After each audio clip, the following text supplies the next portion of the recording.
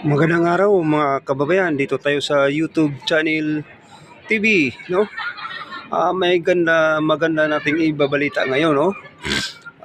Shout out pala sa ating mga followers, lalo na sa nanood sa ating live kahit maiksi lang, nakakarating pa rin sa kanila, no? So ulitin ko, magandang tanghali sa ating mga kababayan. Mag-subscribe na kayo dito sa YouTube channel TV, no? O ngayon, mag-react mga kababayan. Si EP Panyol Labrador ay pumiyok na mga kababayan, no? Bumaliktad na, no? Grabe ang pang lalait niya kay Tem Duterte, lalo na ah, sa mga kung ano, yung ibang reliyon, no? Iglesia. Grabe, panglalait niya. Pero ngayon, di namalaya na pumiyok si EP Panyol Labrador. So, dito naman tayo sa kay Lisa Palaka.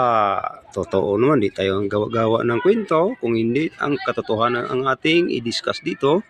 So, mayroon pa siyang buong pinsan nga nahuli dahil nang-scam, no? Nanghingi ng milyon.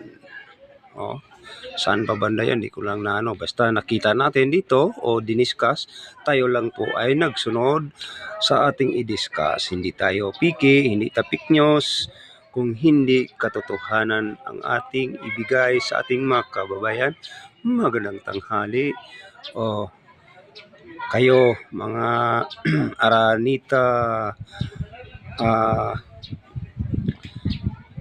Bongbong Marcos, Palaka, Buaya, kakarma na kayo mayroon pala kayong mga tita, pinsang buo ay nahuli na, no? Hindi ako nagsasalita dito nga walang katotohanan, kung hindi rin fake news, kung hindi katotohanan din.